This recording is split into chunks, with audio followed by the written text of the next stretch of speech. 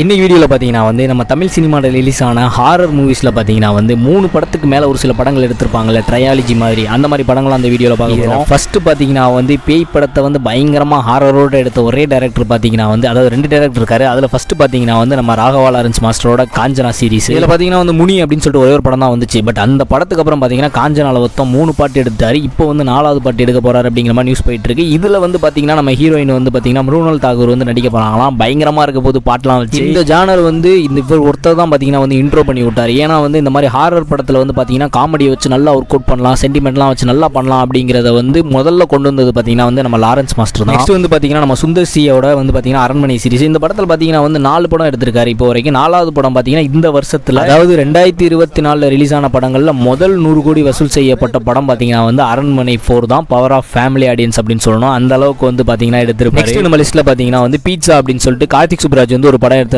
இதில் வந்து விஜய் சேதுபதி நடிச்ச ஒரு படம் மட்டும் தான் நிறைய பேருக்கு தெரியும். ஆக்சுவலாக பார்த்தீங்கன்னா இதில் பார்ட் 2 வந்துருச்சு, பார்ட் 3 வந்துருச்சு, இப்போ பார்ட் 4 ஹோம் அலோன் சொல்லிட்டு பார்ட் 4 வரைக்கும் எடுக்க போகிறாங்க. ஒரு கண்டினியூட்டிக்காண்டி பார்க்கணும்னு பார்த்தீங்கன்னா வந்து இதில் 3 பார்ட் இருக்குது. 3 பார்ட் தொடர்ந்து பாருங்க. ஆனால் ஒன்றுக்கு சம்மந்தம் இருக்காது. பட் 4வது பார்ட் வந்து இப்போ எடுத்துக்கிட்டு இருக்காங்க, அதுவும் ரிலீஸ் பண்ண போகிறான்னு சொல்லிட்டு இருக்காங்க. லாஸ்ட் ஆன லிஸ்ட்டில் பார்த்தீங்கன்னா வந்து நம்ம சாண்டா சந்தானம் அவர்களோட தில்லுக்கு துட்டு சீரிஸ். இதில் பார்ட் 1 பார்ட் 2 சொல்லிட்டு 2 படம் வந்துச்சு, பேய் படம். இதுக்கு அடுத்து பார்த்தீங்கன்னா 3வது டிடி ரிட்டர்ன்ஸ் அப்படின்னு சொல்லிட்டு 2023 வந்து ரிலீஸ் ஆயிருந்துச்சு. இதோட பார்ட் 2 தான் பார்த்தீங்கன்னா வந்து இப்போ எடுத்துக்கிட்டு இருக்காங்க.